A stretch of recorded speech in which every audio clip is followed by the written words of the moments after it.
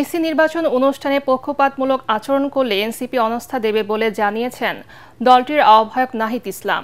বলেন, রাজনৈতিক স্থিতিশীলতা বিবেচনায় নিয়ে নির্বাচনের তফসিল ঘোষণা করতে হবে। আগারগাঁওয়ের নির্বাচন ভবনে সিইসির সাথে সাক্ষাৎ করে দলের নিবন্ধন সনদ নেয়ার পর সাংবাদিকদের তিনি এসব কথা বলেন। নির্বাচনকে সামনে রেখে সম্প্রতি দেশব্যাপী ডিসি এসপি বদলিতে রাজনৈতিক প্রভাব থাকতে পারে বলেও মন্তব্য করেন তিনি। বিস্তারিত জানাচ্ছেন সৈয়দ রিয়াজ। গণভোট, তফসিল, নির্বাচনী প্রতীক এবং দলের নিবন্ধন সনদ গ্রহণের বিষয়ে প্রধান নির্বাচন কমিশনার এএমএম নাসির উদ্দিনের সাথে সাক্ষাৎ করেন জাতীয় নাগরিক পার্টি এনসিপির একটি প্রতিনিধি দল। সাক্ষাৎ শেষে দলটির আহ্বায়ক ও মুখ্য সমন্বয়ক সাংবাদিকদের সাথে কথা বলেন।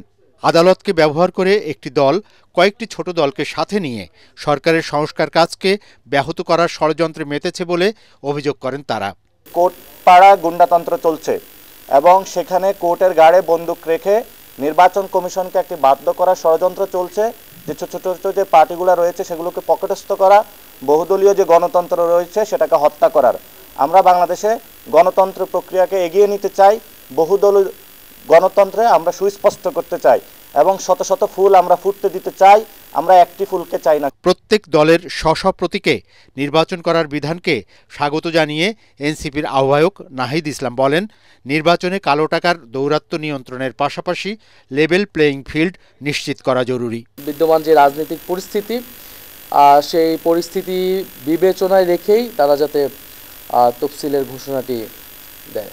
যথাযথ পরিবেশে সুষ্ঠু একটা নির্বাচন যাতে হতে পারে সেটা আমাদের প্রত্যাশা থাকবে। সেক্ষেত্রে আমরা সর্বাত্মকভাবে সহযোগিতা করব। তবে যদি নির্বাচন কমিশনের আমরা দেখি যে তারা পক্ষপাতিত্বমূলক আচরণ করতেছে, আমরা বিভিন্ন সময় দেখেছি, এর আগে আমরা বলেছি সুস্পষ্টভাবে, এটা যদি তারা ভবিষ্যতে করে সেক্ষেত্রে নির্বাচন কমিশনের প্রতি আমরা সম্পূর্ণ অনাস্থা দিতে বাধ্য এবং তাদের বিরুদ্ধে কিন্তু আমাদের তখন কঠোর ব্যবস্থা নিতে হবে।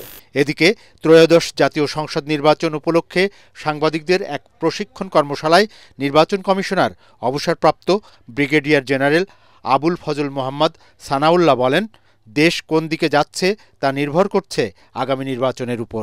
আগামীতে আমরা কি ধরনের দেশ দেখতে চাই, আমাদের গণতান্ত্রিক পথযাত্রা কেমন হবে, তার একটা tone setting, course setting event হতে যাচ্ছে ফেব্রুয়ারি 2026-এর নির্বাচন।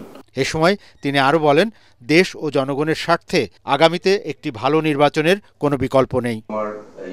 সৈয়দ রিয়াজ, এটিএন বাংলা, ঢাকা।